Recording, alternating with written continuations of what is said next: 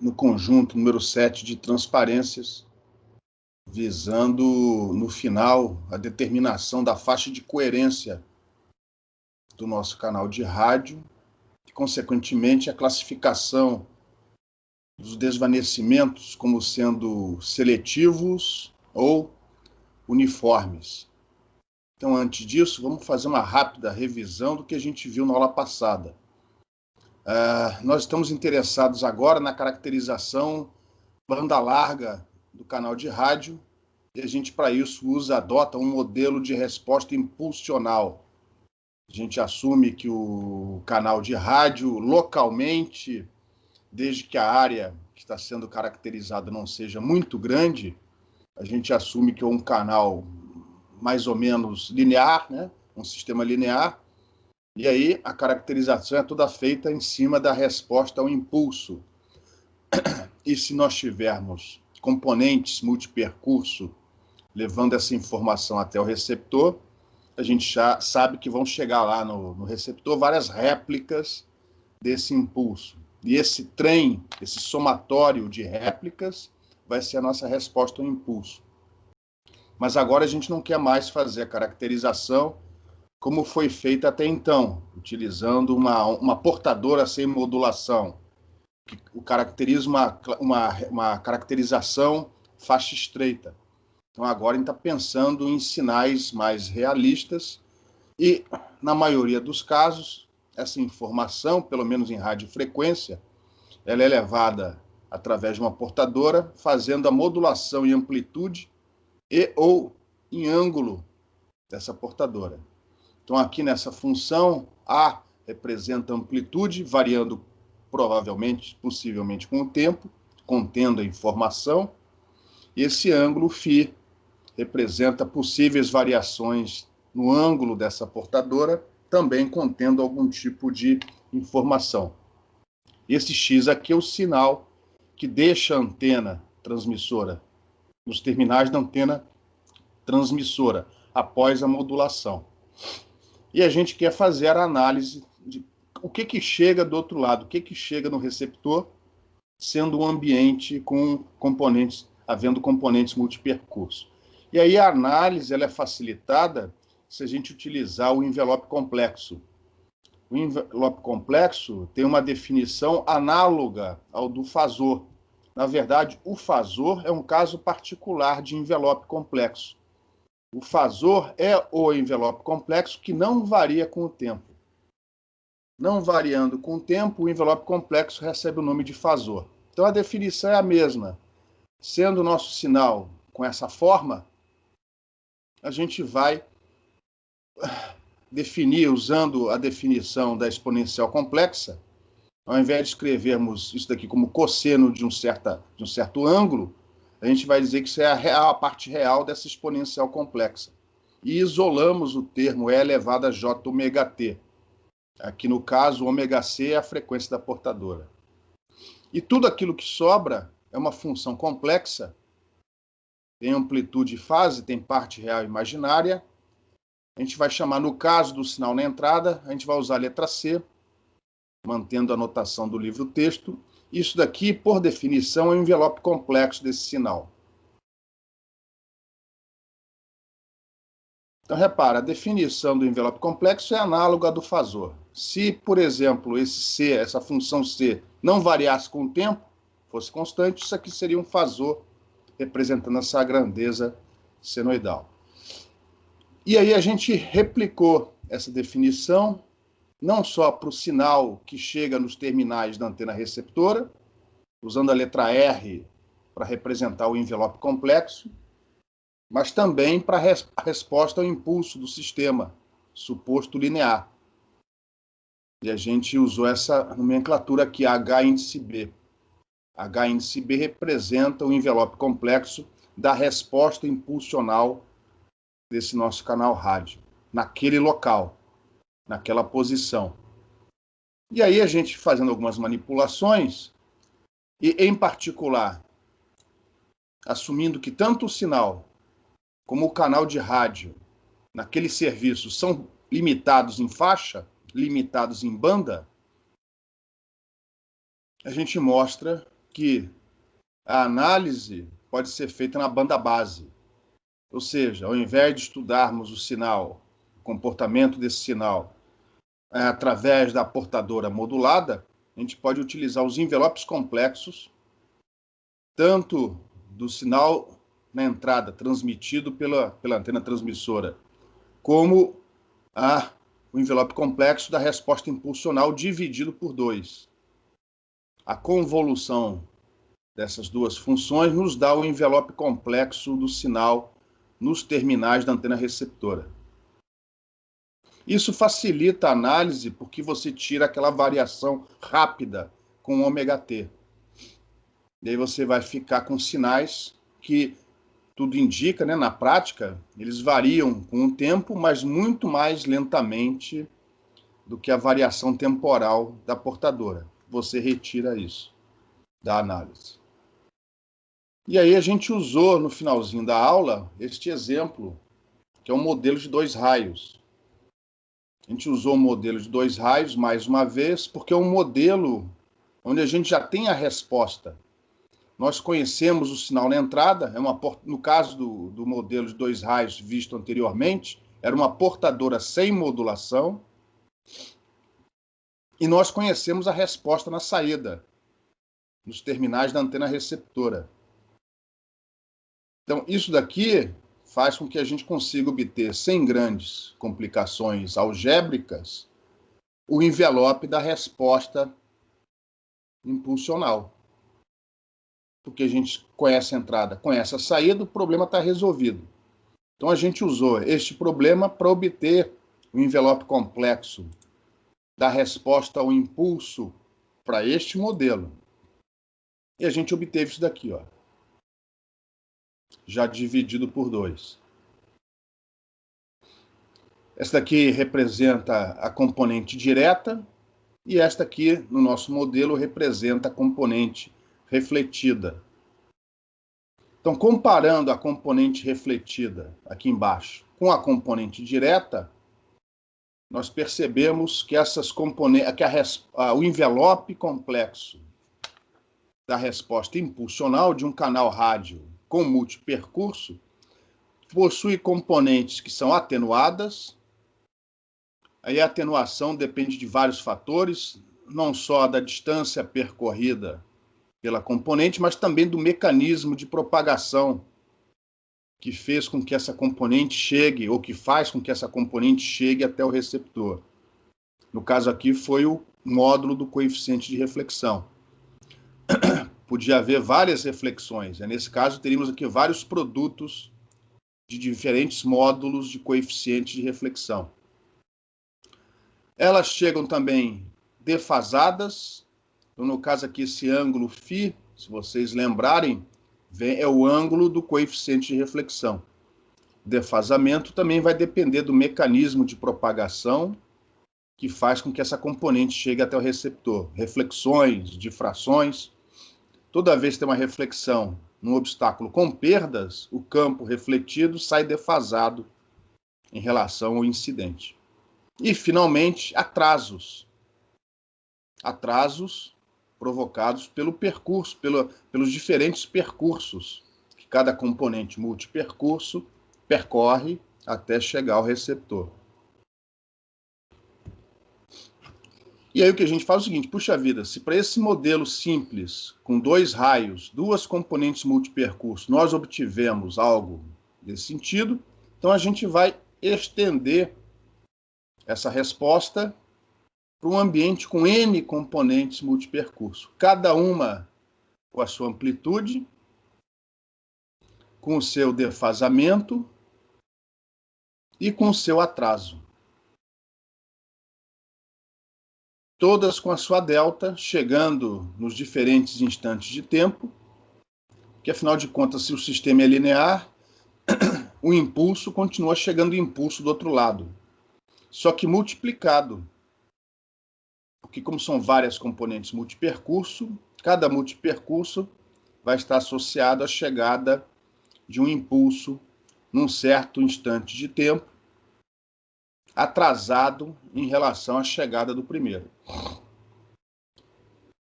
E aí nós temos se você estivesse transmitindo um trem de impulsos, né? Se fosse possível transmitir um impulso, isso é impossível, né? Tecnologicamente é precisado uma antena muito grande para isso, mas enfim, se você conseguisse transmitir um impulso, teoricamente, do outro lado, você ia receber o primeiro impulso.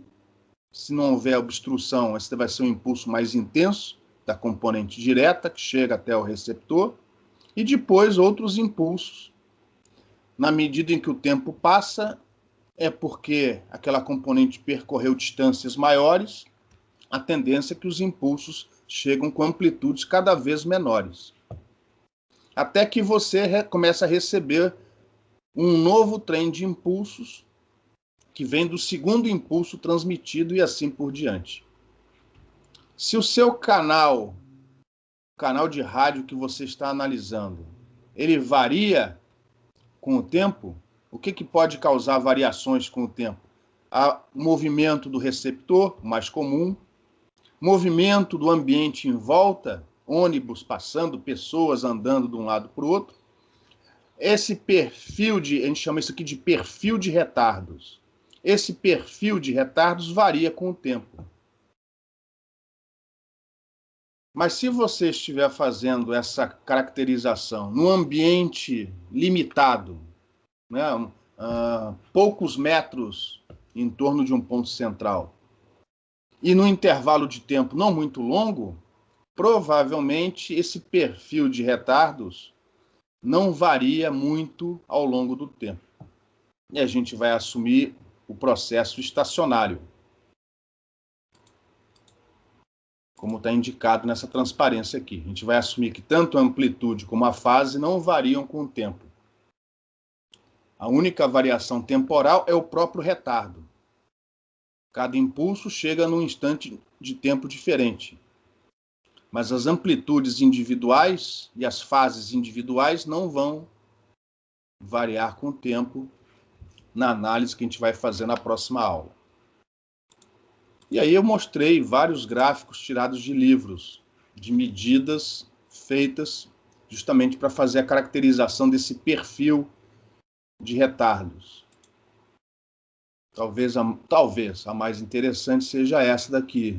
É um perfil, uma medida na faixa de 900 MHz para um ambiente externo, outdoor, e outra numa frequência bem mais alta, 4 GHz, no ambiente indoor.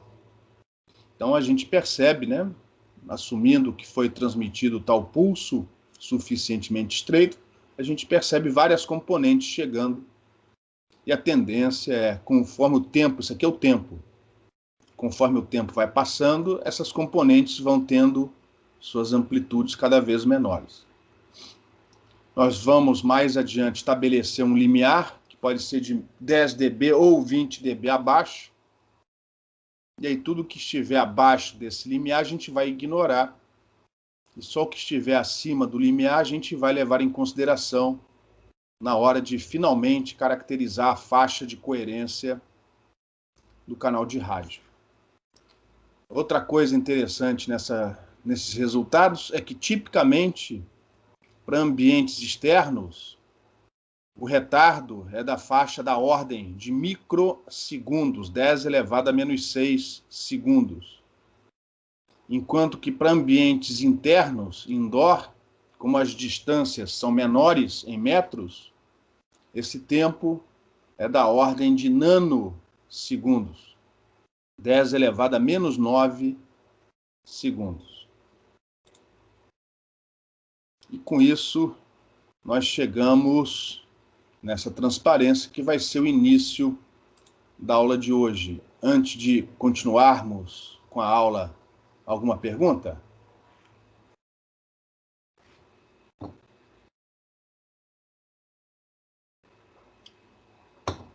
Então, prosseguindo, baseado no resultado que a gente obteve para o modelo de 2 raios, e assumindo naquele local o canal estacionário, nós vamos adotar esse somatório para representar a metade, meio, do envelope complexo da resposta impulsional desse canal de rádio naquela localidade. Aí vai representar a amplitude daquele impulso que chega com esse retardo e a fase θi, esse ângulo θi vai incorporar duas coisas. Ele incorpora não só o defasamento associado ao mecanismo de propagação, mas também o defasamento, aquela exponencial relativa ao retardo. E aí você pode deixar tanto em função de ômega tau i, como fazendo as substituições, você pode reescrever o ômega tau i como KDI, onde o K é a constante de propagação, 2π sobre lambda, geralmente o lambda associado à portadora, a frequência central do canal, por exemplo, e DI vai ser o percurso total, ó. DI, que aparece aqui na delta também, é o percurso total percorrido pela componente multipercurso desde o transmissor até o receptor. Quanto maior o percurso percorrido, mais atrasada chega aquela componente. E através de medidas, por exemplo, como mostradas no gráfico anterior, devidamente processadas, a gente vai caracterizar esse perfil de retardos dessa maneira aqui, ó. Onde nessa caracterização o ângulo θi não aparece. Depois a gente vai ver que ele não é importante na hora de definir a faixa de coerência do canal. Então a gente vai simplesmente indicar aqui os retardos, conforme essa variação, e as amplitudes, o tamanho do impulso, o tamanho dessa seta, vai indicar geralmente em dBs, em decibéis, a amplitude daquela componente multipercurso. E é isso que a gente vai usar mais adiante, a partir da próxima aula, próxima quinta-feira, a gente vai usar para fazer a caracterização da faixa de coerência desse canal de rádio. Antes de prosseguir com o assunto principal da aula de hoje, que é a relação de potência, a gente vai fazer um exercício bem simplesinho, para mais ou menos saber qual é a faixa que uma caracterização banda larga desse tipo ela pode caracterizar sem maiores problemas. Se não me engano, inclusive, é um exercício tirado do livro-texto. Então, imagina que um certo pulso, idealmente, deveria ser um impulso, mas na prática, o pessoal caracteriza como um pulso que possui uma certa duração de tempo, porque é impossível você gerar e transmitir um impulso. Então, ele é transmitido para fazer a caracterização de canais de rádio com 64 componentes multipercursos significativas. Então, medidas indicaram, um perfil de retardos foi medido e indicou que chegam até o receptor 64 componentes multipercursos significativas. Para uma área de cobertura um pouco maior, sabe-se que a diferença de tempo entre a chegada da primeira e da última componente é de, no máximo, 100 microsegundos. E para uma microcélula, possui uma área de cobertura menor, as distâncias, as diferenças de percurso, consequentemente, são menores, o tempo máximo entre a chegada da primeira componente multipercurso e da 64ª componente, entre aquelas significativas, é de 4 microsegundos. Então, a primeira pergunta, assumindo que essas componentes multipercurso estejam uniformemente distribuídas ao longo do tempo, como indica essa figura, ó, espaçadas do mesmo delta tal, determine o máximo intervalo de tempo, delta tal, que você pode ter entre essas componentes. Porque, caso contrário, o que vai acontecer? os pulsos eles vão se acavalar uns com os outros. E aí você não vai ter como distinguir se duas componentes multipercursos chegam simultaneamente ou muito próximas uma da outra. Você pode, às vezes, não saber definir se aquilo ali são duas ou mais componentes multipercursos ou se é uma mais intensa chegando. Ou menos intensa, dependendo se a interferência é construtiva ou destrutiva. Isso aqui vai definir mais ou menos o máximo intervalo de tempo que o pulso tem que ter para fazer uma boa caracterização banda larga daquele canal de rádio. Então, esse é um exercício bem simplesinho. Simplesmente a gente pegou o tempo total de chegada entre a primeira componente e a última e, de maneira relapsa, a gente dividiu, ao invés de dividir por 64 menos 1, a gente dividiu por 64. É um valor aproximado. Então, no caso da macrocélula, o delta tal pode ter no máximo 1,56 microsegundos. E, no caso da microcélula, 0,063 microsegundos. Ou seja, o pulso pode ter um tempo de duração máximo de 1,56 microsegundos para a macrocélula e 0,06 microsegundos para a microcélula. O que isso nos dá? Isso nos dá a largura espectral que o canal de rádio pode ter para que a caracterização seja eficiente. Imaginando que, ao invés de um impulso, na verdade, você transmite um pulso com uma certa duração, qual é a faixa ocupada por esse pulso? Assumindo de uma maneira simplificada que seja um pulso retangular. Um pulso retangular com duração delta tal. Alguém poderia falar sobre esse assunto? Qual a largura espectral que ocupa um pulso com tempo de duração delta tal?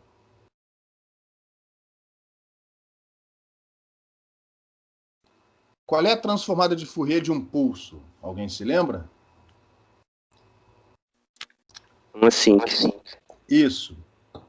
E aí, assumindo que o espectro é uma sinc, mais ou menos, qual é a... Bom, a largura da sinc é infinita, mas a amplitude ela vai diminuindo. Então, mais ou menos, qual é a regra que o pessoal de análises lineares utiliza para definir a largura efetiva dessa sinc? Alguém se lembra? É 1 dividido por 2, que multiplica o tempo de duração do pulso. Mais ou menos. Então, obviamente que essa largura espectral vai depender do sinal que você está transmitindo. Então, aqui no curso, para fazer contas, a gente vai assumir sempre esta fórmula aqui, ó. A gente vai dizer que a largura efetiva ocupada pelo sinal é aproximadamente o inverso do dobro do tempo de duração daquele sinal. No nosso caso, a gente vai assumir que esse sinal é um pulso.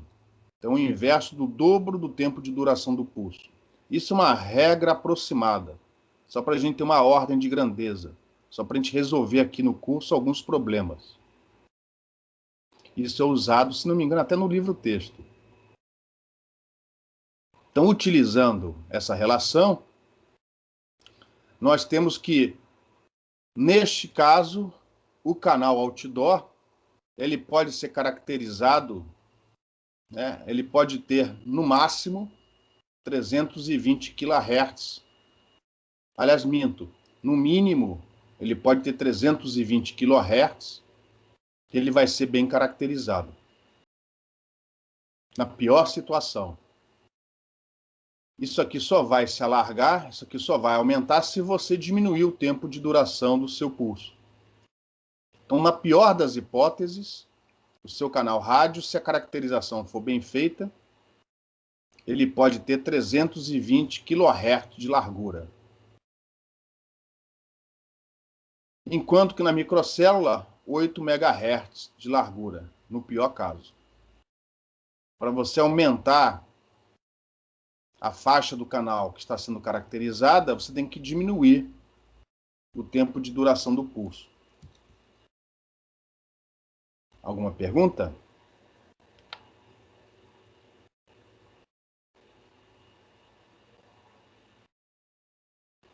Então, na próxima aula, a gente vai continuar com a caracterização do perfil de retardos para obter a faixa de coerência do canal de rádio e definir se o desvanecimento é uniforme ou seletivo. Se for uniforme, o que a gente já fez antes é o suficiente para resolver o assunto. Se for seletivo, além do estudo estocástico, da variação do envelope do sinal, a gente teria que fazer também um estudo da variação da fase, da relação entre as componentes em fase e quadratura, o que está totalmente fora aqui do escopo do curso.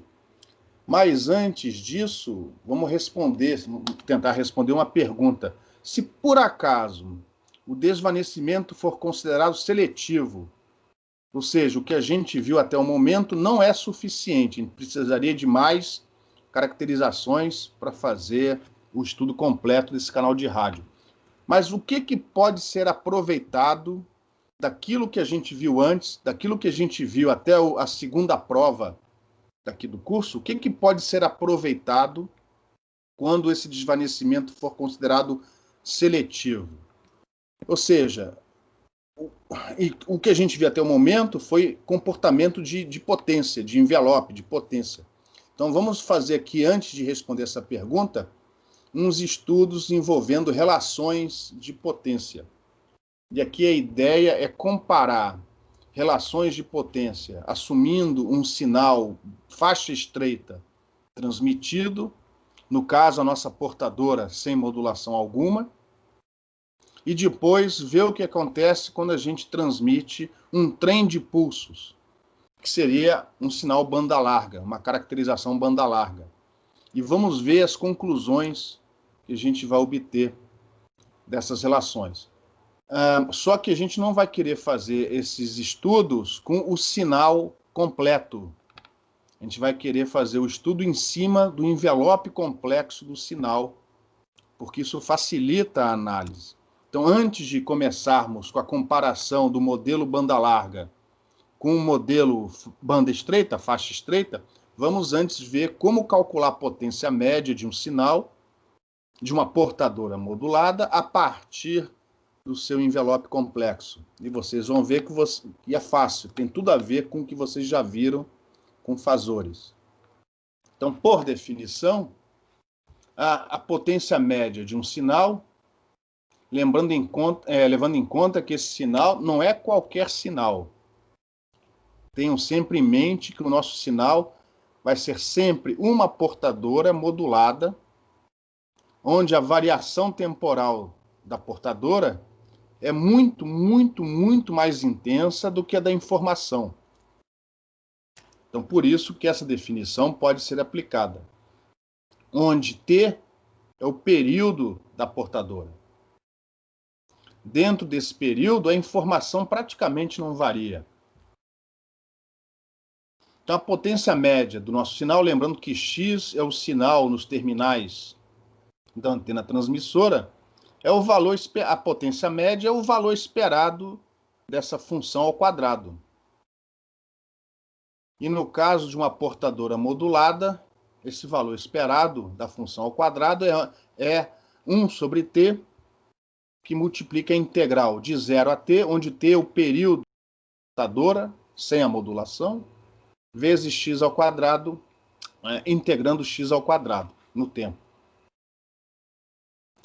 Essa conta, embora a gente não precise disso, essa conta também pode ser feita no domínio da frequência, usando o teorema do Parseval.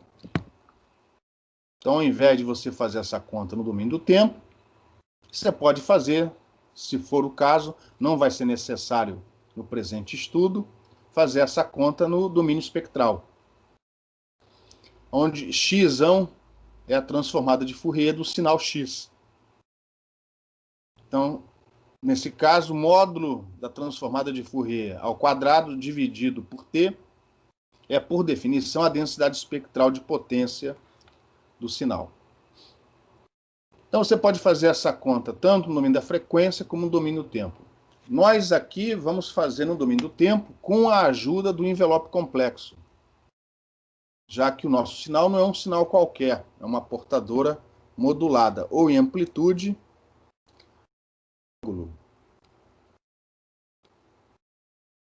então, usando a definição do envelope complexo, vamos manipular o integrando daquela integral da transparência anterior, que vai nos dar a potência média, ou seja, o valor esperado do quadrado da função, do sinal.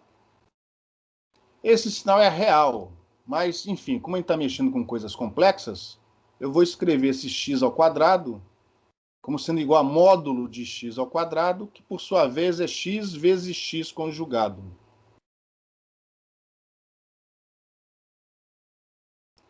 E vou escrever x e o conjugado do x usando o envelope complexo. Só que eu não vou querer usar o operador real. Eu vou querer dizer o seguinte, que x, ao invés de escrever real de x, ou real de alguma coisa, eu vou chamar aqui real de um valor complexo z, igual a 1 meio de z mais o seu conjugado. Então, repara, eu fiz isso aqui para o x, aqui está o envelope complexo do x, definido pela letra C, que multiplica E elevado a J ômega T, no caso, ômega aqui é a frequência da portadora, ômega C, e aqui é o seu conjugado, vezes 1 meio. E fiz o mesmo do outro lado, sem necessidade, repara que eu não precisava ter feito isso, mas, enfim, porque esse termo ia aparecer aqui, esse aqui no final é da mesma coisa, mas...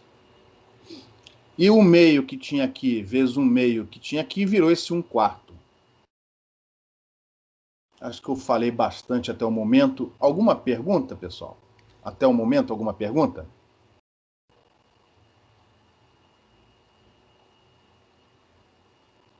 E aí, eu vou fazer as multiplicações cruzadas, vão aparecer 4 termos, estão lá eles. Esse multiplicando este, repara, as exponenciais uma corta com a outra. E C multiplicado pelo conjugado complexo de C vai dar módulo de C ao quadrado. Quando eu fizer o produto dos dois últimos aqui, vai dar a mesma coisa. Aliás, módulo de C ao quadrado e módulo do seu conjugado complexo ao quadrado é igual. Por isso que esses dois aqui vão dar 2 vezes módulo de C ao quadrado, que vai dar esse termo que aparece aqui. E aí eu vou ter o primeiro de um lado com o segundo do outro. Vai aparecer esse 2 ômega t no argumento da exponencial. E, finalmente, o segundo de um lado com o primeiro do outro. Vai aparecer esse menos 2 ômega t desse lado. E observa que este cara daqui, ó, é o conjugado complexo desse e vice-versa. Então, eu posso reescrever isso daqui, ó, como sendo 2 vezes a parte real disso. Como tinha 1/4 do lado de fora, no final fica escrito dessa maneira. Ou seja, eu vou colocar isto daqui no integrando no lugar desse cara aqui. Ao invés de integrar no tempo de 0 a t x ao quadrado, eu vou integrar no tempo isso daqui. E vocês já viram o que vai acontecer, ó. Por causa desse tempo, por causa desse termo, e lembrando que a informação varia muito pouco no tempo comparada com a variação da portadora, quanto vai dar o valor médio temporal, a média temporal deste termo aqui? Em sinais realistas.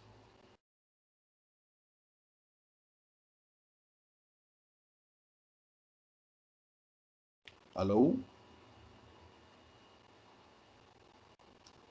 Tem alguém ouvindo?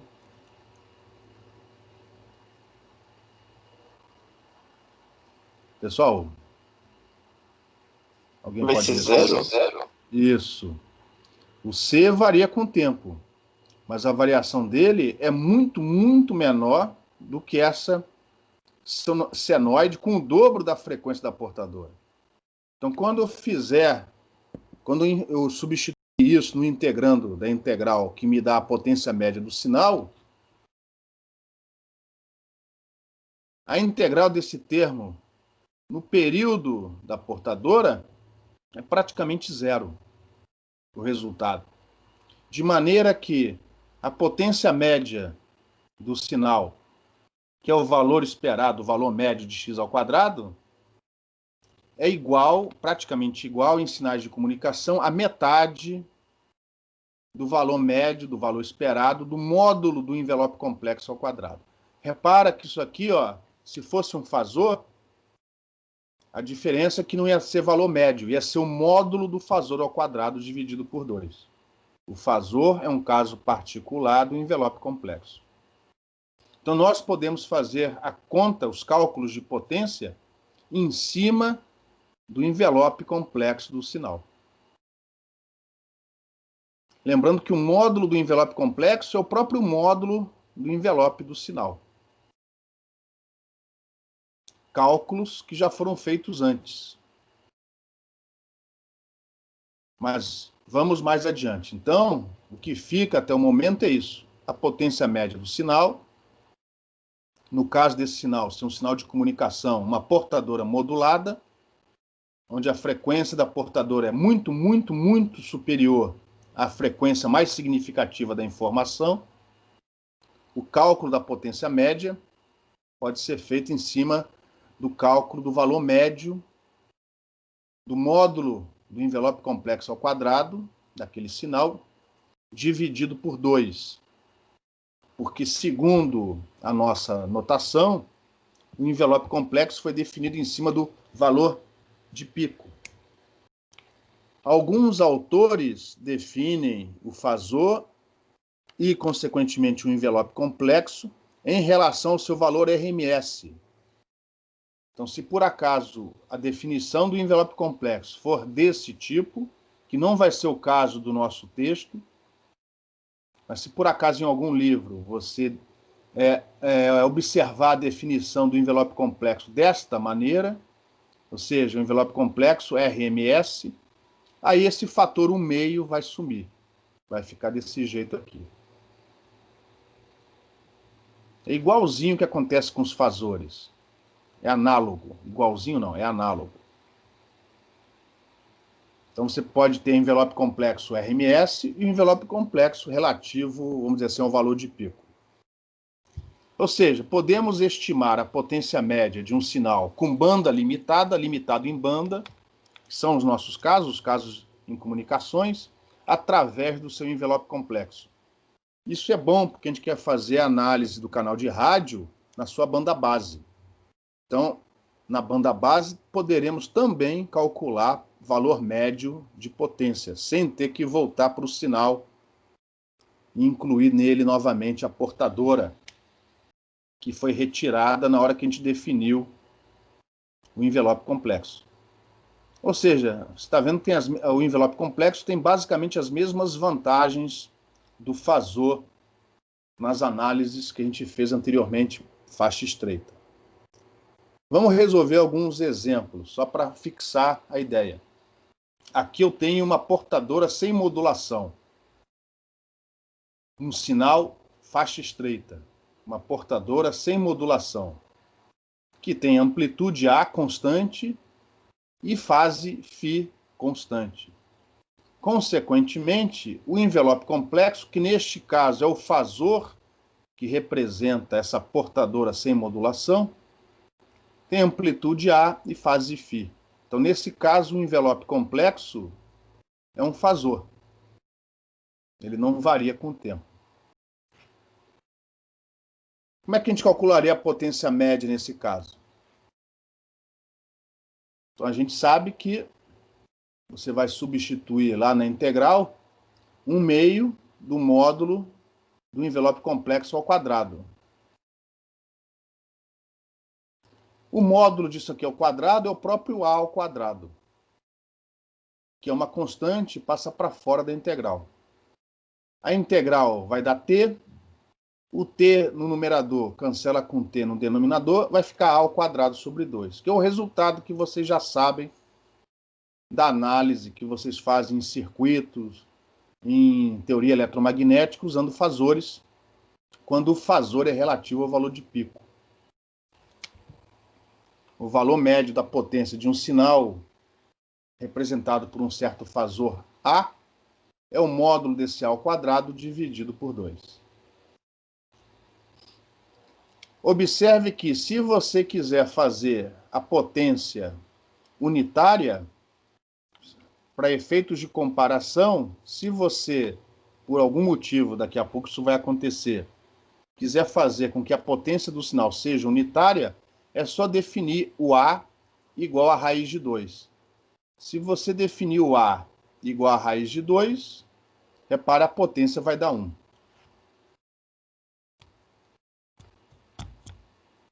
E aí a gente guarda essa informação, tá? Isso aqui vocês já conhecem. Potência de uma portadora sem modulação é o módulo dela ao quadrado dividido por 2.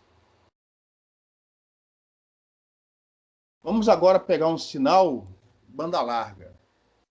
Nós temos aqui, ó, uma portadora, só que com amplitude modulada por um pulso. É um unitário, é um pulso unitário com duração T, T maiúsculo, com amplitude A. E só para fazer a coisa mais completa, vamos imaginar que a fase, a arbitragem, seja φ. No final isso vai sumir, não vai aparecer nas nossas contas. E a pergunta é, qual é a potência média deste sinal? Qual é a potência média deste sinal? Sabendo que, na prática, em comunicações, o tempo de duração desse pulso vai ser muito, muito, muito, muito maior que o período da portadora. 1 sobre Fc, onde Fc é a frequência da portadora. Ou seja, se isso fosse desenhado numa escala realista, você veria um borrão vermelho aqui. A frequência seria tão alta que você não ia enxergar essas oscilações, ia aparecer um borrão vermelho. E observe, quando você multiplicar esse pulso P pela portadora, o sinal vai sair desse jeito aqui, ó. Esse é o nosso pulso. É o pulso que geralmente é transmitido para fazer a caracterização de um canal rádio. É esse nosso pulso. Só que na prática isso aqui seria um borrão vermelho. Quanto mais estreito for o pulso, mais larga, mais banda larga é a caracterização do canal de rádio. Só que mais caro é o equipamento, as antenas, para fazer com que isso seja gerado sem distorção. Não é simples. Bom, mas a pergunta aqui é, qual é a potência média deste sinal, que no caso é um sinal considerado banda larga? Bom, primeiro vamos definir o envelope complexo. Então, envelope complexo, como antes, a diferença é que agora, junto com a amplitude A, vai aparecer essa função que representa o pulso, essa função P.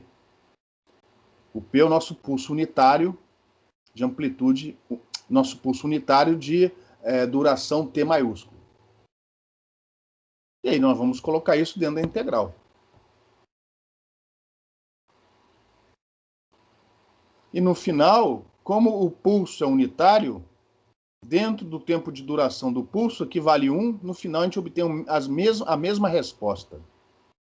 A ao quadrado sobre 2. E se você fizer o A igual a raiz de 2, essa potência é normalizada. Então observe que os dois sinais, tanto o faixa estreita como o faixa larga, eles têm a mesma potência média. Os dois exemplos deram o mesmo resultado, apesar de um ser faixa larga e o outro ser faixa estreita. Eles têm o mesmo valor de potência média. E se você quiser normalizar essa potência, basta fazer com que a amplitude seja raiz de 2. Então, nos exemplos que a gente vai mostrar daqui a pouco, um vai ser um exemplo faixa estreita, o outro vai ser um exemplo faixa larga. Nós vamos querer comparar os resultados. Então, todos serão normalizados, porque isso vai facilitar a comparação. Todos vão ser normalizados para ter potência unitária. Antes de prosseguirmos, alguma pergunta?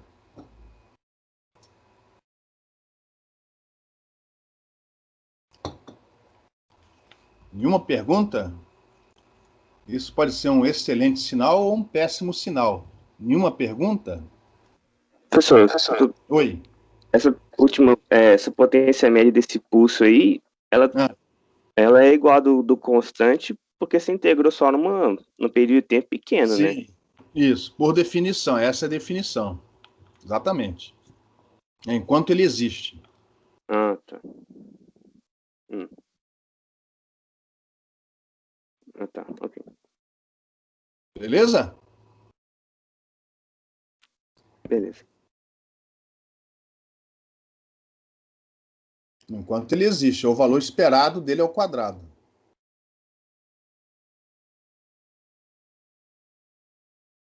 Então agora vamos fazer o seguinte, nós vamos transmitir os dois sinais novamente. Eu vou começar pelo banda larga. Repare que eu transformei o A em raiz de 2, de tal maneira que a potência média desse sinal é unitária. Só que agora ele vai ser transmitido no ambiente com multipercurso, com uma quantidade muito grande de componentes multipercurso, para que o que a gente vai fazer agora seja válido. Então eu já vou antecipar que o resultado final ele é melhor quanto mais componentes multipercurso houver naquele ambiente. Vocês vão entender na medida em que a gente fizer as contas mais adiante. Então, este vai ser o sinal transmitido e, consequentemente, este é o nosso envelope complexo. Repare que eu mesmo... Eu só tirei... outra coisa que eu fiz, além de definir a amplitude como sendo raiz de 2, para que a potência desse sinal transmitido seja unitária, para efeitos de comparação mais adiante, eu também, como eu vi que não afeta em coisa alguma, eu já tirei aquela fase que estava atrapalhando aqui, eu tirei a fase fora. Então, repara, a fase aqui é 0. Esse é o nosso envelope complexo do sinal transmitido. É um pulso de duração T, e amplitude raiz de 2. Está aqui, ó. Idealmente, essa é a banda base, o envelope complexo do sinal transmitido.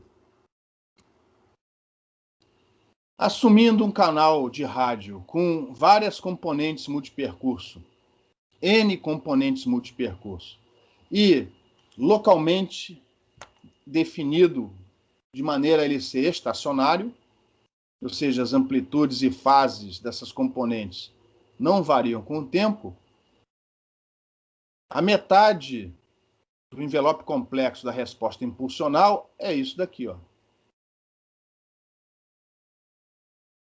Já tinha definido logo no início da aula de hoje.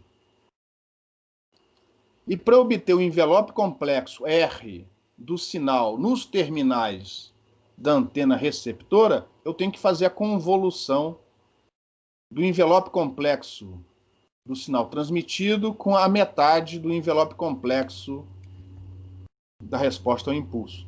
Então, repare como isso facilita, como a análise na banda base facilita essas contas, porque sem as senoides com ômega t, e se os sinais, lógico, forem simples, se o envelope complexo do sinal na entrada for simples, a resposta é quase que imediata. Repare, a convolução é uma integral. É uma integral, não está indicada aqui, está indicada aqui por esse asterisco. Onde dentro do integrando só vai ficar a função P, porque ela varia com o tempo, essa vermelha aqui, ó, e a delta. Mas quando eu fizer as integrais, termo a termo, qual vai ser o resultado?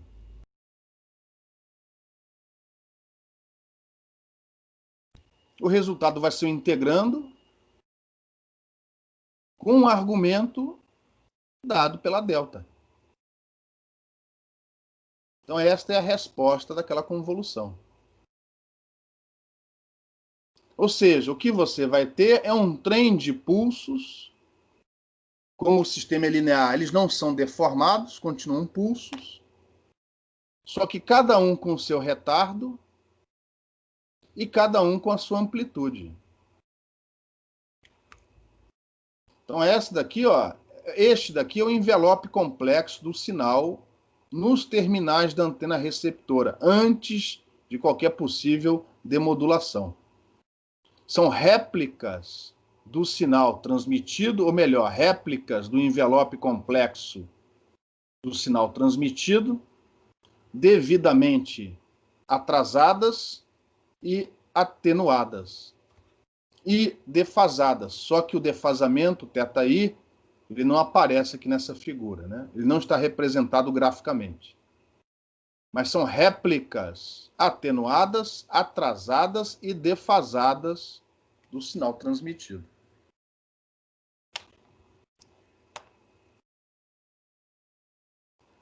Por enquanto, alguma pergunta? Professor, Oi. você pode repetir por que é metade ali no HB? Aqui? Tá. Isso vem lá de trás, veio da aula passada. Ó. Eu vou sair fora aqui da apresentação para voltar lá atrás. Estou indo lá para trás. A gente vai fazer a caracterização do canal rádio, só que em vez de usar os sinais propriamente ditos, vamos definir os envelopes complexos. E o envelope complexo foi definido desse jeito aqui, ó. Até aqui tudo bem?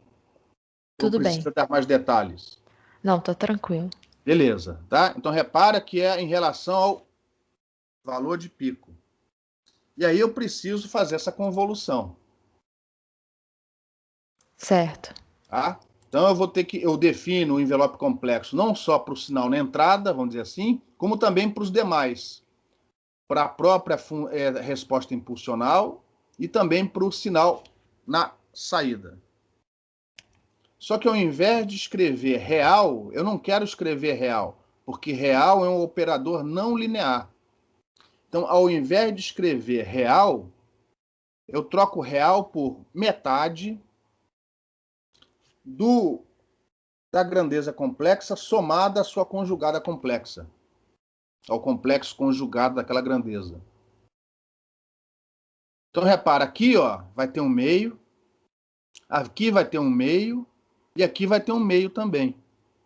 No final, um deles fica.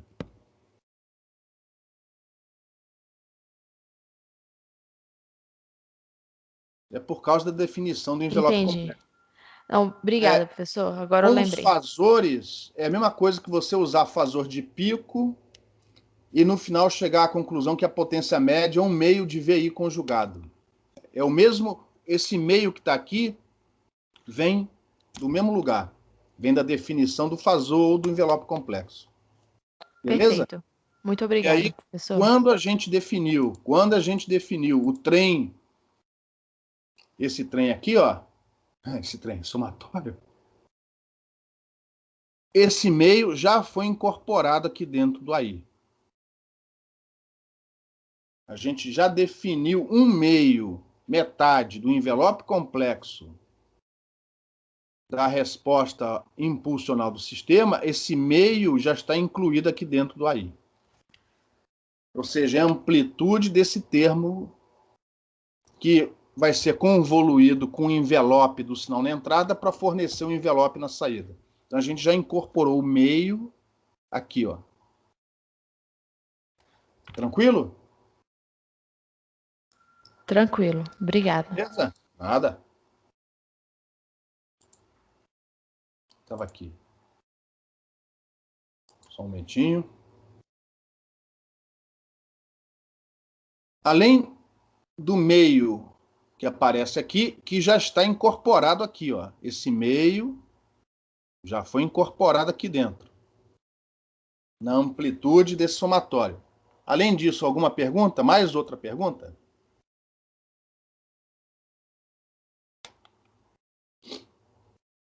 Então, no nosso exemplo, este é o envelope do sinal que chega nos terminais da antena receptora. Se a minha pergunta for qual o valor médio da potência desse sinal, ou o valor esperado, como vocês preferirem, da potência desse sinal, naquela localidade, naquela região onde eu estou fazendo a caracterização, porque senão não posso considerar o meu canal estacionário.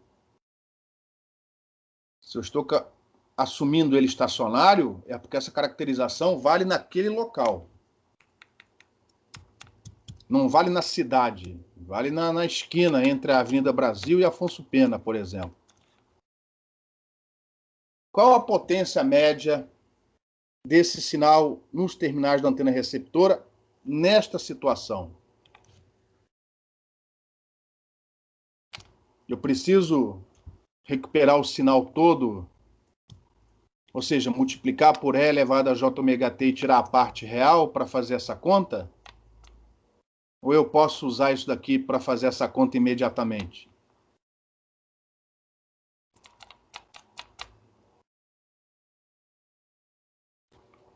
Como é que eu acho a potência média do sinal Y, cujo envelope complexo é R? Lembra que R, na nossa notação, R é o envelope complexo do sinal Y, o sinal que chega nos terminais da antena receptora. Como é que eu obtenho a potência média de Y?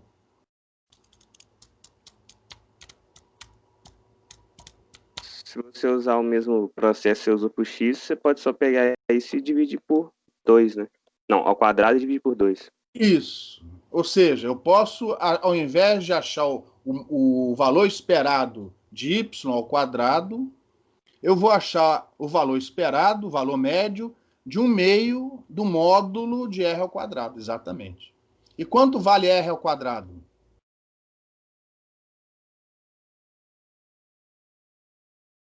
Em outras palavras, eu posso usar o envelope complexo para calcular a potência média. Então, eu não preciso achar o y. Já tem o r, é o suficiente para a gente. Essa é a vantagem de trabalhar na banda base. Facilita as contas. Como é que eu calculo r ao quadrado? Ou, melhor, já que ele é complexo, né? Módulo de r ao quadrado. Como é que eu calculo?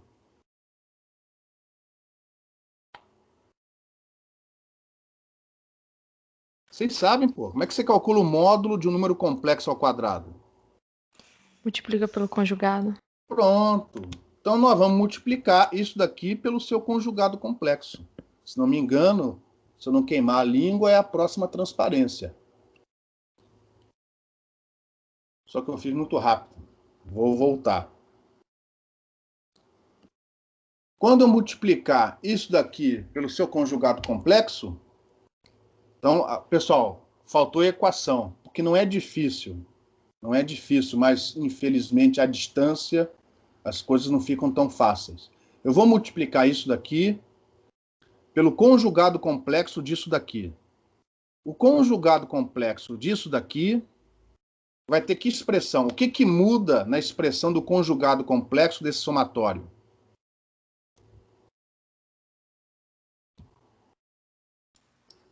Só a parte do E elevado a J teta? Isso, exatamente. Esse cara aqui vai aparecer com um sinal de menos. Só isso que vai acontecer, beleza? Aí eu tenho, tirando fora, o sinal de menos do θ.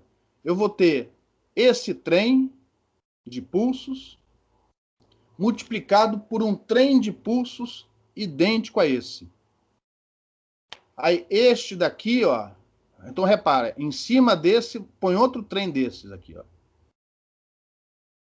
Aí eu vou multiplicar o primeiro com o primeiro. Qual vai ser a resposta? O primeiro ao quadrado. Primeiro ao quadrado. Aí eu vou multiplicar o primeiro com o segundo. Qual vai ser a resposta? 2 a 0 a 1. Eu não entendi. Por quê? O primeiro com o segundo. Eu pensei só. Quando eu multiplicar o primeiro com o segundo, vai dar quanto? 0. 0. Porque eles não coincidem. O primeiro com o terceiro, 0. Ou seja, se você, né, fizer isso com todos, assumindo que nenhum deles acavala um com o outro, nenhum deles coincide temporalmente um com o outro, a resposta vai ser só os termos onde o I é igual a J ao quadrado, já que P, o pulso, é unitário. Como o pulso é unitário, quando ele existe, ele é 1, então ele não precisa aparecer de novo. E a exponencial de um já cancelou com a do outro conjugado, por causa do sinal de menos. Então, no final, a resposta é isso daqui, ó. Que é o somatório, lembrando que o meio já foi incorporado aqui dentro, é a mesma coisa que dizer, é o somatório das potências médias individuais. Ou seja, se não houver acavalamento dos pulsos que chegam no receptor, a potência média do sinal total é a soma das potências médias individuais. É lógico que isso é aproximado, porque sempre vai ter um acavalamento aqui e acolá, mas se você tiver uma quantidade grande de componentes multipercursos, você então vai assumir que a potência média do sinal que chega deste exemplo é a soma das potências médias individuais, das potências médias de cada componente multipercurso. Alguma pergunta? Lembrando que o meio já foi incorporado no AI, eu tinha falado isso antes, né?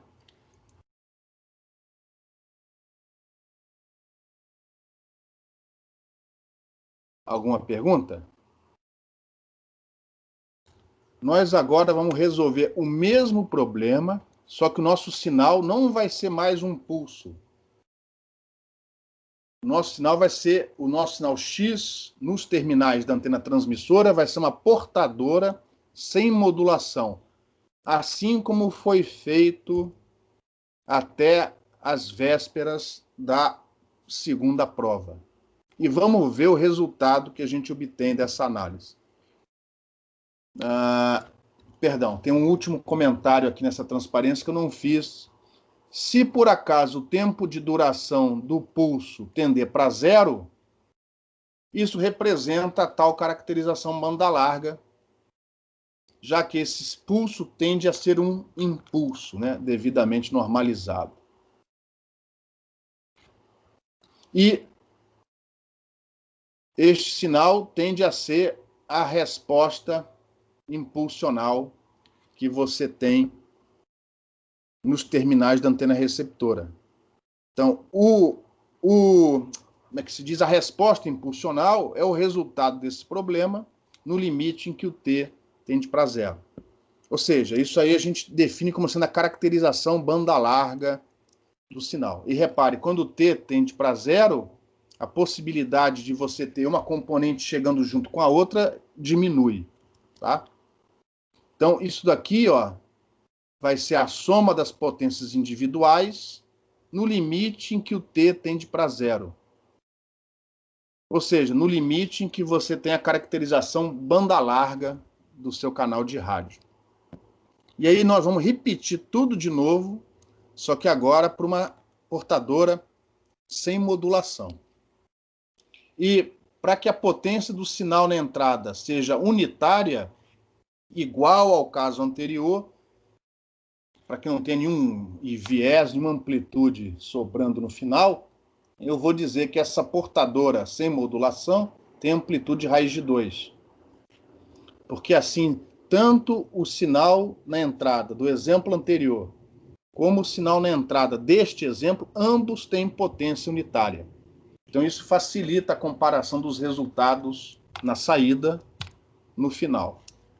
Lembrando que o período dessa portadora, né, é igual a 2π dividido, ou é igual ao inverso da frequência da portadora. É igual ao inverso de FC. O envelope complexo, que neste caso é o próprio fasor, é igual a raiz de 2. Lembrando que, mais uma vez, eu tirei a fase daqui só para não complicar. E ela também não é necessária nessa análise. o fasor é igual a raiz de 2 e, consequentemente, a potência média do sinal X é unitária, como era no caso anterior. E aí, mais uma vez, eu vou convoluir o envelope complexo, que nesse caso é o fasor, do sinal na entrada com a metade do envelope complexo da resposta ao impulso daquele canal. E isso vai me dar, como é tudo aqui banda limitada, isso vai me dar um envelope complexo R nos terminais da antena receptora. E aqui é mais simples ainda, porque repara, o envelope complexo do sinal na entrada, nesse caso, é constante, é um fasor. Então, o integrando de cada termo é simplesmente a delta. E o integrando da delta é 1. O integral de uma delta, desde que a delta esteja dentro dos limites de integração, é 1. Então, a resposta é simplesmente isso. Ó. O envelope complexo do sinal nos terminais da antena receptora é simplesmente isso daqui. Ó. Olha que beleza que é trabalhar com envelope complexo. Simplifica pra caramba. Lembrando que isso daqui é o envelope complexo do seu sinal nos terminais da antena receptora, o que isso daqui representa? Enquanto eu vou botar aqui a fonte que está acabando a energia.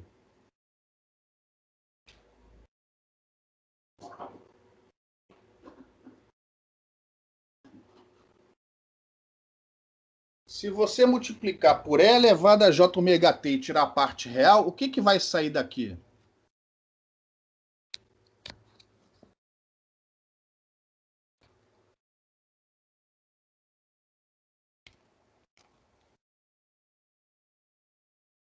O sinal recebido. Sim, o sinal recebido. Que nesse caso,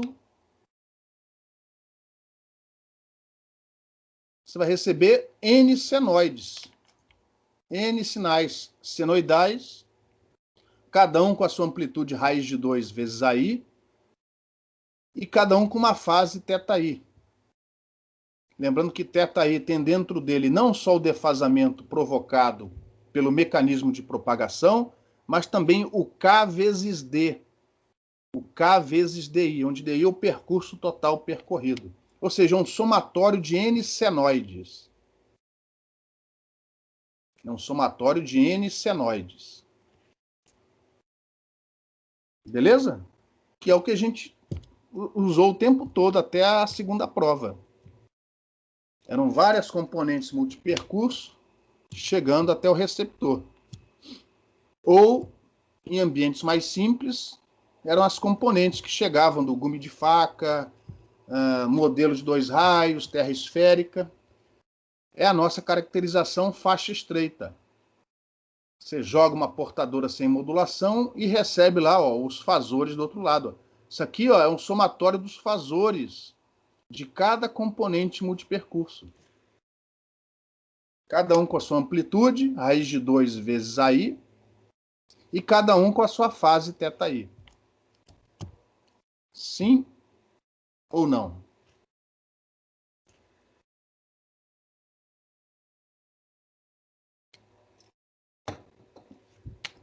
Alguma pergunta, pessoal?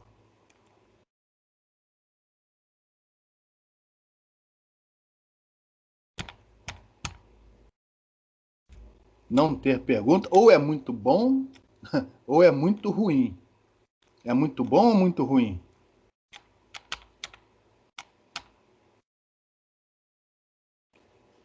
Assumindo que seja muito bom, vamos prosseguir. Qual o problema agora de calcular a potência média do sinal na saída?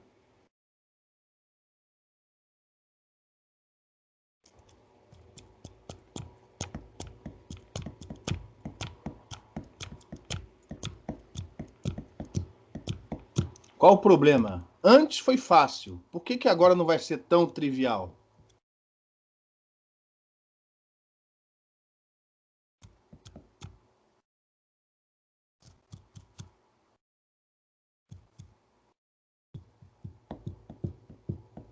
Porque essas componentes chegam todas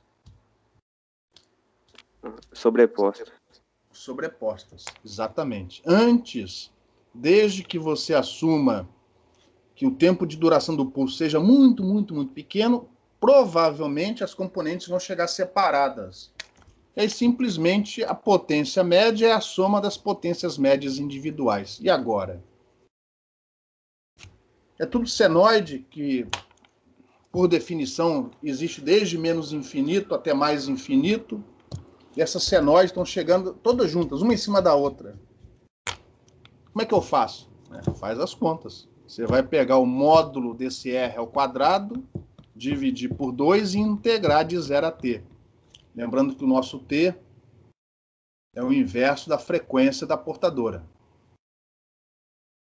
E é isso, vamos fazer as contas. E mais uma vez, para fazer R multiplicado pelo conjugado dele, para obter o módulo do R ao quadrado, a gente vai ter que multiplicar isso daqui pelo conjugado disso daqui. Só que agora, todos os termos do somatório duplo aparecem. Que não existe mais esse cara é zero quando o outro não é. Eles aqui nunca são nulos. Eles sempre existem. Então, você vai ter um somatório duplo. Por enquanto ainda não é somatório duplo, mas é essa conta que a gente tem que fazer. Essa é a conta que a gente tem que fazer para, teoricamente, obter o valor médio da potência que chega nos terminais do receptor deste exemplo aqui, ó, quando o sinal transmitido é uma portadora não modulada, um sinal monocromático. Essa é a conta que a gente tem que fazer. Ó. Eu troquei aqui, ó, um índice eu chamei de M, o outro índice eu chamei de N, para evitar confusões nas manipulações. Tá? A letra é minha, eu posso chamar do que eu quiser. Um eu chamei de M, o outro DN. E repara que um deles já tem um sinal de menos, porque é o conjugado complexo. Até este momento, até esta equação, alguma pergunta? Aí eu tenho o produto de dois somatórios. Qual é a resposta? A1, A2, A3, etc, etc, vezes B1 mais B2 mais B3, etc, etc.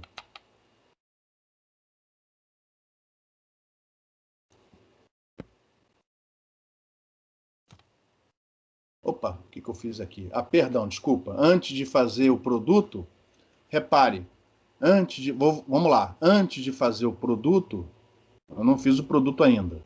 Estava me antecipando, sem necessidade. Repara que isso daqui é a soma de fazores, não varia com o tempo.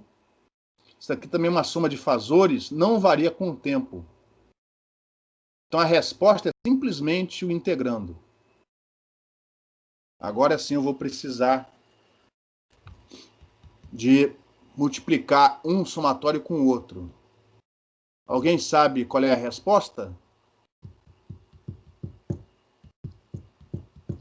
É simplesmente passar tudo para o mesmo somatório, só que duplo.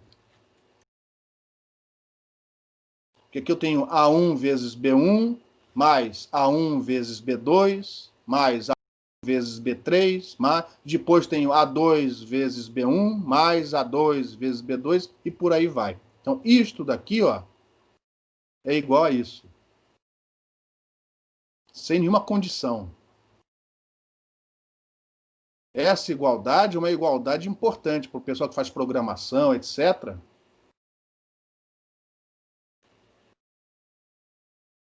Beleza? E aí, o que eu quis, separei os termos onde o M é igual a N, os termos onde o M é igual a N, eu resolvi separar dos demais. Então, repara, aqui eu separei o somatório dos termos onde o M é igual a N, dos demais. Então, os demais é tudo o resto, exceto os casos onde o M é igual a N.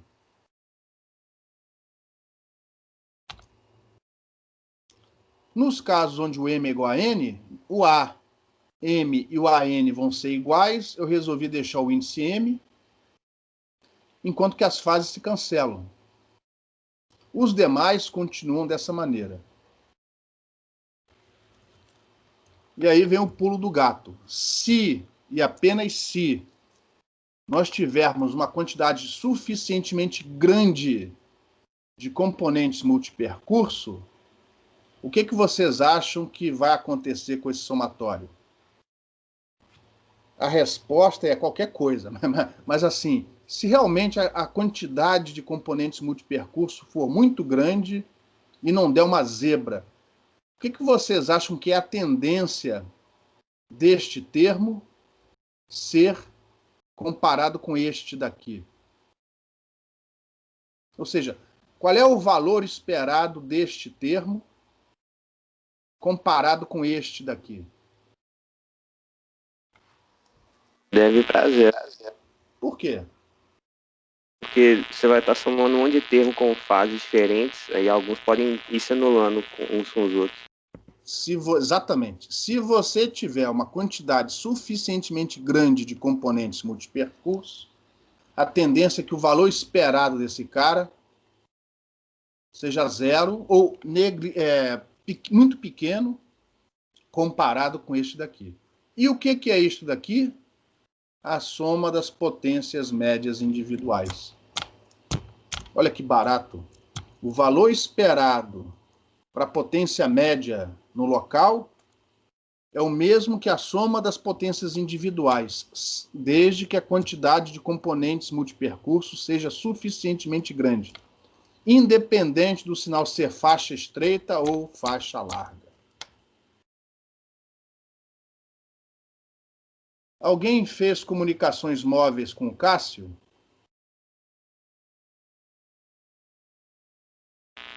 Sim.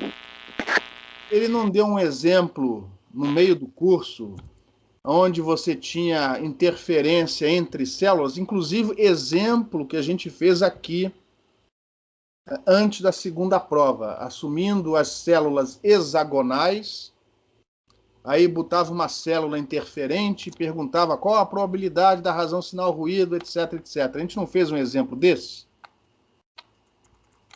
Fizemos.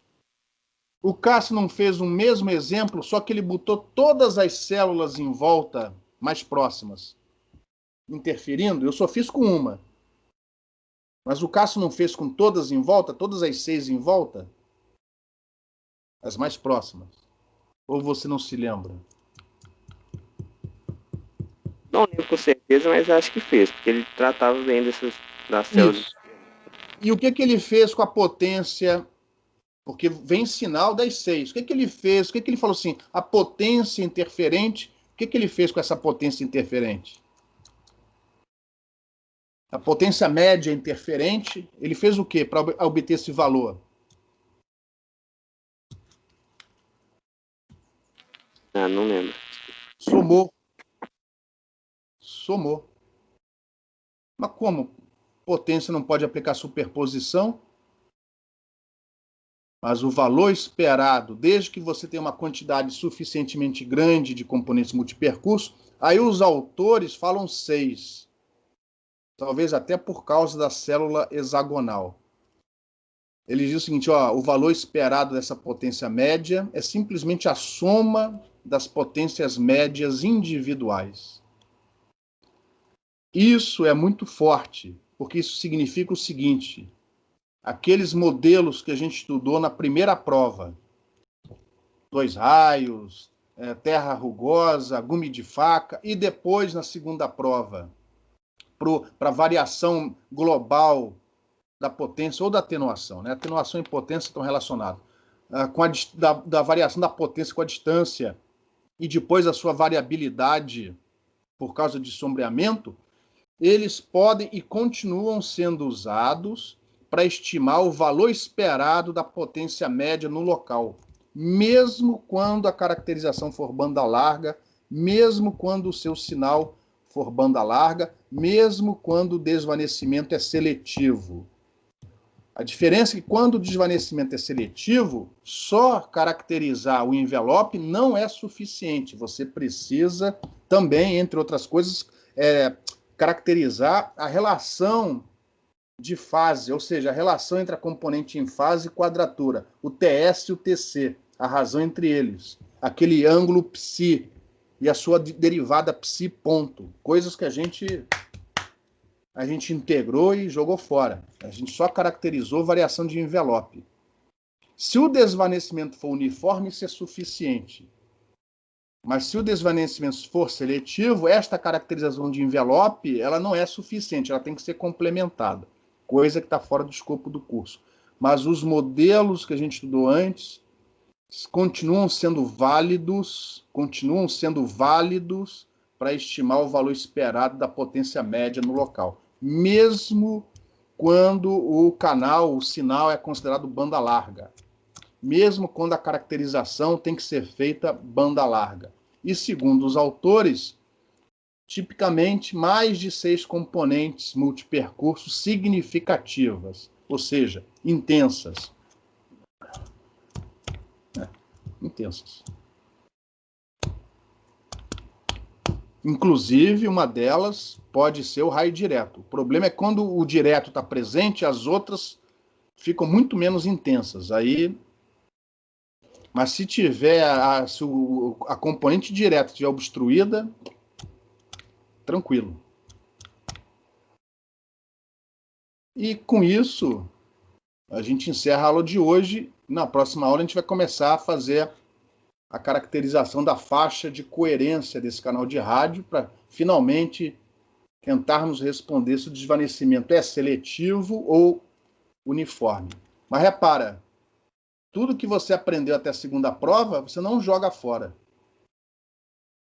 Você não joga fora. E se o desvanecimento for seletivo, você tem que complementar o estudo que foi feito antes, que foi feito apenas para levar em conta a variação de pequena escala do envelope do sinal. Alguma pergunta?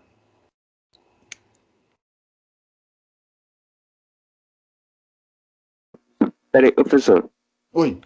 O resultado anterior estava mostrando que o... Transparência anterior? Por favor. A potência média em Y é igual à soma... O valor esperado... Ah, tá. O valor esperado... Tá. Das componentes multipercursos que eu estou recebendo. Isso. Por que isso se aplica a qualquer outro conjunto de sinais que eu estiver recebendo também? Porque isso aqui é mais ou menos uma extrapolação. Porque eu fiz para o caso faixa larga, onde o sinal transmitido era um pulso muito estreito. E eu fiz para o outro caso extremo, onde o sinal transmitido é uma senoide. E os dois deram o mesmo resultado. Então eu estou assumindo, os autores assumem que isso acontece desde que você tenha uma quantidade significativa de componentes multipercurso, isso acontece o tempo todo. Acontece para o sinal faixa larga e acontece para o sinal faixa estreita. O pessoal extrapola, isso acontece sempre. E, estatisticamente, isso acontece sempre. Porque eu também obtive, quando eu fiz análise assumindo um pulso, a gente obteve o mesmo resultado aqui,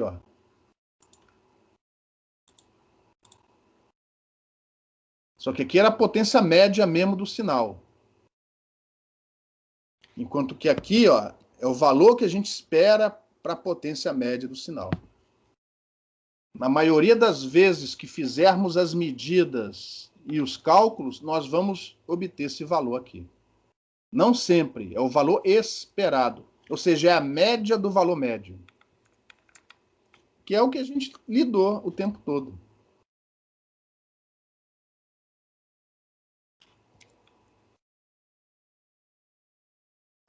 Professor. Oi. Me diz se isso é uma leitura que faz sentido. Ah. Quando você, então, tem várias componentes multipercurso, é como se não fosse ter cancelamento, interferência destrutiva entre as componentes que vão chegar. Vai estar... Não, porque você sabe que tem.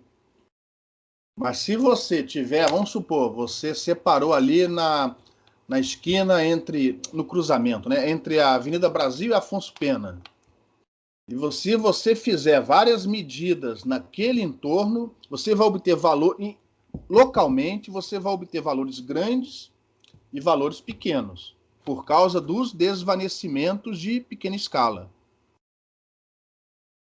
Lembra que esses desvanecimentos de pequena escala geralmente estão separados de meio comprimento de onda. Ou seja, você anda um titiquinho para um lado, a interferência destrutiva mata o sinal. Você anda um titiquinho para o outro, de repente, essas componentes, ou a maior parte delas, está adicionando construtivamente. Então, naquela localidade, você vai ver flutuações do seu sinal. Lógico, as interferências continuam. Mas se você fizer várias medidas naquele local, não é uma medida nesse cruzamento e outra na porta da UFMG. Você entendeu? Naquele local, se você fizer várias medidas e fizer a média, essa média vai dar mais ou menos a soma das potências das componentes individuais. É o valor médio, o valor esperado da potência média. A potência média varia localmente por causa dos desvanecimentos de pequena escala, por causa das interferências. Mas se você for fazer várias medidas e falar assim, qual é o valor médio nessa região? Provavelmente vai dar a soma das potências individuais. É isso então, que você está falando. Desde que as componentes multipercurso sejam suficientemente grandes. E aí os autores dizem que tipicamente 6 ou mais componentes significativos. Qual é a pergunta? Não, aí eu só ia concluir, então, que assim, é como se na média fosse isso. Assim, na média, isso. O valor esperado. Você vai superar esse efeito de cancelamento de uma componente com outra. Se o seu móvel, se o seu receptor estiver em movimento. Se ele estiver parado exatamente num local aqui de desvanecimento pronunciado, não tem milagre. Ok. O milagre é você caminhar para um lado e para o outro tentando receber um sinal melhor. Entendeu? Entendi, obrigada. Mas, na média, o valor esperado para a potência média, o valor médio da potência média naquela região é dado, provavelmente, é a soma das potências individuais. Mas foi isso que a gente fez quando a gente fez esses cálculos, era tudo estatístico. A gente filtrou isso daqui. Então, o que ficou é o valor médio, o valor esperado. A gente filtrou isso. Quando estudamos o modelo log-distância e o sombreamento log-normal, através de média móvel ou média não móvel, isso daqui foi filtrado dos dados. Isso foi filtrado dos dados. Então, o que a gente obteve antes, na verdade, é o valor esperado para a potência naquela distância. Sim ou não? Sim, a gente não entendi. obteve o valor correto, até porque isso é impossível. A gente filtrou as variabilidades de pequena escala e o que a gente obteve foi um valor esperado para a potência média naquela distância, que permitiu a gente a fazer cálculos de qual a probabilidade de ser maior, qual a probabilidade de ser menor, percentagem de área coberta. Aí depois fomos, agora na última etapa do curso, para fazer a caracterização dos desvanecimentos de pequena escala. Mas não completamente, só do envelope. Nós vamos ficar só no envelope, porque é mais fácil. E porque é mais coerente com o que a gente fez até o momento, porque a gente só se importou até o momento com amplitude, intensidade, atenuação, potência. Então a gente continua agora fazendo a caracterização, a gente faz um pouquinho mais e vem para as variações de pequena escala da amplitude, do envelope. Isso é o suficiente se o desvanecimento for caracterizado como uniforme. E aí precisamos ir um pouquinho mais além, que são as próximas transparências, e definir esse desvanecimento é ou não é uniforme. Precisamos ainda da faixa de coerência desse canal. Se for uniforme, beleza. Se for seletivo, falta mais coisa que a gente não vai ver aqui no curso. Mas, pelo menos, a gente tem a certeza que, independente da caracterização ou do sinal ser banda larga ou banda estreita, o que a gente viu antes aqui, continua sendo válido para fazer a estimação do valor esperado, do valor médio, da potência média naquela localidade. Aquilo que você mediu e estimou para o cruzamento da Afonso Pena com a Amazonas, Não vai valer, provavelmente, para a entrada da UFMG. Talvez nem valha lá na Praça do Papa. Mas, naquela localidade, se tudo correu bem, se você fez as medidas de forma correta, escolheu o pulso com o tempo de duração correto, esses cálculos feitos anteriormente podem ser utilizados para estimar esse valor de potência média.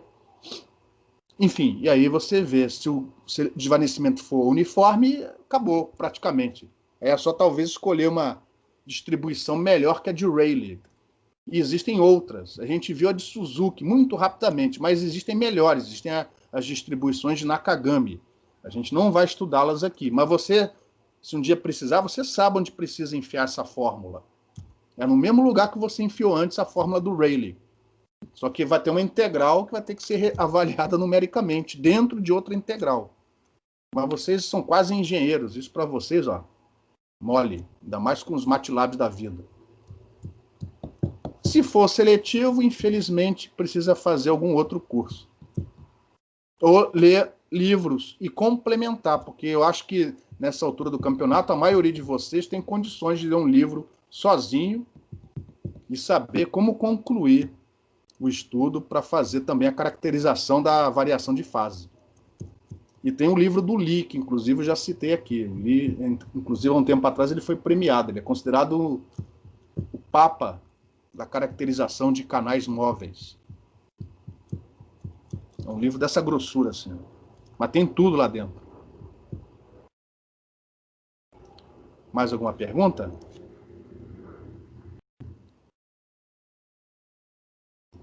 O pessoal, não tendo mais pergunta, vou fazer como das outras vezes. Vou interromper, vou esperar vocês saírem, parar a gravação.